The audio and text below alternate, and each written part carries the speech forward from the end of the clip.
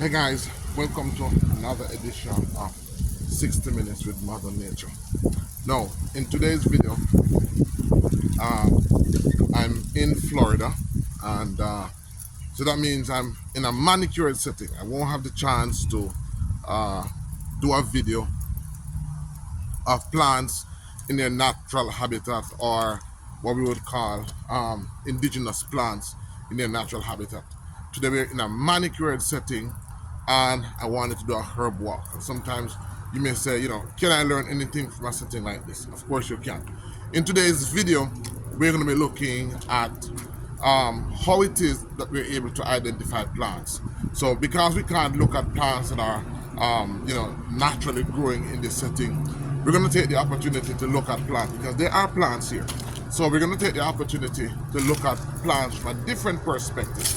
A lot of times when I do video, persons ask me, how is it that you're able to differentiate this plant from that plant and that plant from this plant? Well, in today's video, I'm going to show you just how we are able to do that and what are the distinguishing marks that we look for in plants as it relates to the leaf, the stems, the flowers, and so forth. As a matter of fact, some of you who are familiar with apps like Plant Snap, which I use a lot,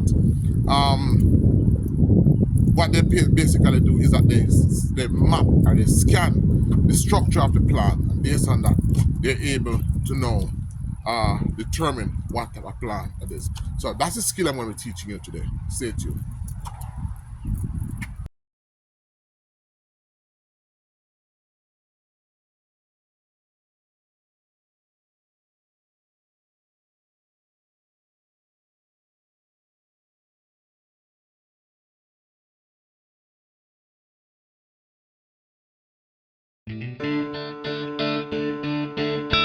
No, there are different parts of the plants that are used in identifying a plant. In today's video, we're going to be focusing on using the leaves.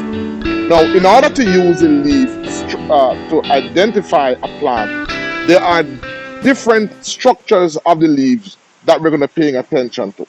Structural parts such as the shape of the leaf itself, the margin of the leaf, the vein structure, so on and so forth. And so there are over 16 different types of leaf shape. So in today's videos, we're going to see just how many of those 16 leaf shape we can identify. Okay guys, so the first leaf shape that we're going to be looking at is the lanceolate shape. Now, a lanceolate leaf is a long, narrow leaf that pretty much tapers to point at both ends, resembling the shape of a lance or a spear. This lovely plant that you're looking at is the busy lizzie, and this is found these at the entrance of the property. All right, now, so that's the shape of the leaf. The next thing that you want to pay attention to is the margin of the leaf, and this is described as having what we call a serrated edges. If you look on the vein structure, it has a web-like vein structure, and that helps us in identifying what type of leaf or what type of plant this is. Okay, so the second leaf shape that we want to look on is the ovate leaf. Now, an ovate leaf is broad and it has an egg shape that is wider at the base and tapers towards the tip. The shape resembles an oval but with a more pointed apex. You also want to pay attention to the leaf arrangement. And these leaves are arranged in what we call a whorled pattern. This also helps you to identify the plant. These leaves are the leaves of the dwarf umbrella tree. And this is a plant that is used as an ornamental. Well, certainly it was being used as an ornamental on the property that I was staying. Now, growing right above the dwarf umbrella tree was what we found the Queensland umbrella tree. This is the Queensland umbrella tree, another ornamental plant. And this is what the leaf-like structure looks like. So it's also oval shape, and it is arranged in what we call a whorl fashion. Okay guys, the next leaf shape that we're going to look at is the cordate leaf shape, which is sometimes called the heart-shaped leaf. Now, a cordate leaf is a heart-shaped leaf with a broad, rounded base that tapers to a pointed tip. The indentation at the base of the leaf gives it a characteristic heart-like appearance. As you can see, this leaf has serrated margins with web-like vein structure. This leaf that you're looking at is a leaf from the hibiscus plant. All right, so we wanted to show you variety. So here's another heart-shaped plant, and this one is found in Jamaica. If you could look at the edges, it's smooth. The veins are variated, and this shows you that the leaf shapes can vary in size. This is actually the dasheen. It's an edible, the tuber is edible. It's known in most parts of the world as the elephant ear plant, but in Jamaica we know it as dasheen. So this is another heart-shaped leaf. All right, so let's move on. The next set of leaf shape that we're going to look at is what we call the linear leaf. Now, a linear leaf is a long, narrow leaf with parallel sides and a uniform width throughout its length. It is significantly longer than it is wide, often resembling a blade of grass. Now, linear leaves can have smooth margins, as you can see here. Some have serrated edges. They're commonly found in grasses, lilies, and other monocot plants. The plant that you're looking at is called the big blue lily turf, or it's sometimes called the monkey grass. All right, continuing our look on linear leaves. Now, these are linear leaves arranged in what we call a compound setting. So a compound leaf is one major leaf stalk that has multiple linear leaves on it. And linear leaves, as we says, are found in a lot of grass, a lot of bamboos, a lot of lilies. This is actually a Senegalese date palm that comprises of compound leaves, which are actually multiple linear leaves arranged on one stalk. All right, and we find these in a lot of palms and coconut trees. So this is just to show you how it can be arranged a little more complex, but these are linear leaves.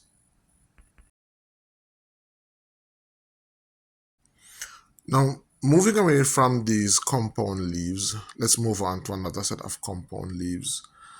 These are actually bipinnate leaves. A bipinnate leaf is a type of compound leaf in which the primary leaflets are further divided into smaller secondary leaflets, creating a feathery or fern-like appearance. The leaf structure consists of a central main axis with pairs of secondary leaflets arranged along it. And so it gives it what looks like a feathery appearance, which is excellent and allows it to basically be more flexible and move in nature. So this is actually the Ponciana tree, by the way. And there are other compound leaf structure forms such as tripinnates, which are common in the pea family of plants. A lot of plants that grow pea will tend to have these bipinnates and tripinnate compound leaf structures.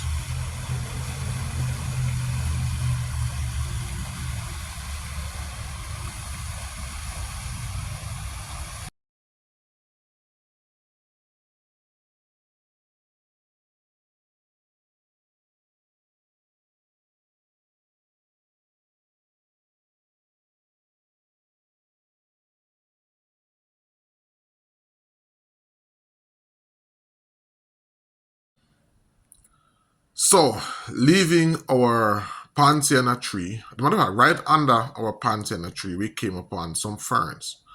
Now, based on the leaf structure that we have been paying attention to so far, I want to see if you're paying attention. I want you to tell me, what leaf structure do ferns have? I want you to look at the leaves very carefully, and I want you to tell me what type of leaf structures does fern have.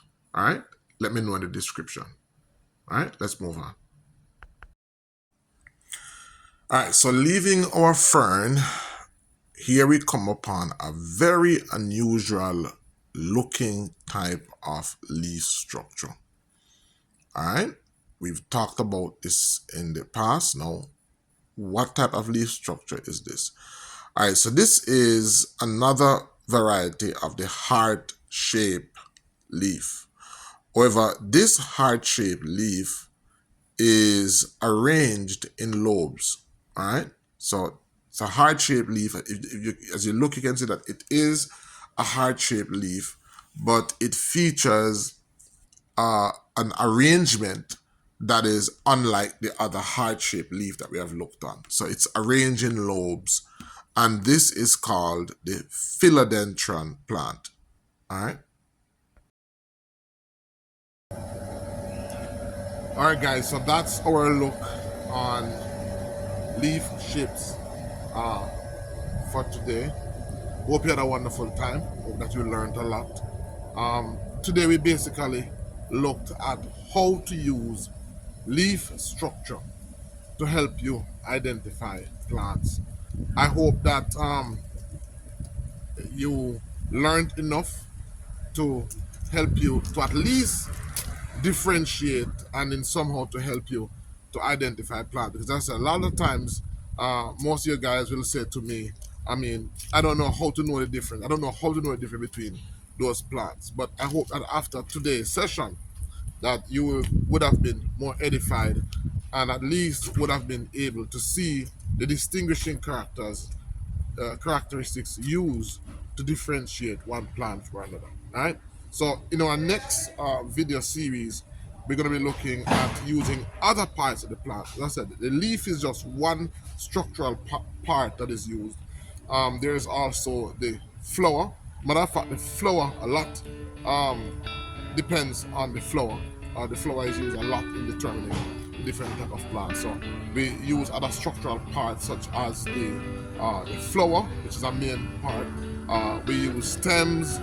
We use colors, because there are some plants, for example, like the dasheen, the dasheen that grows, the swamp dasheen versus the dry dasheen, the banana versus the plantain.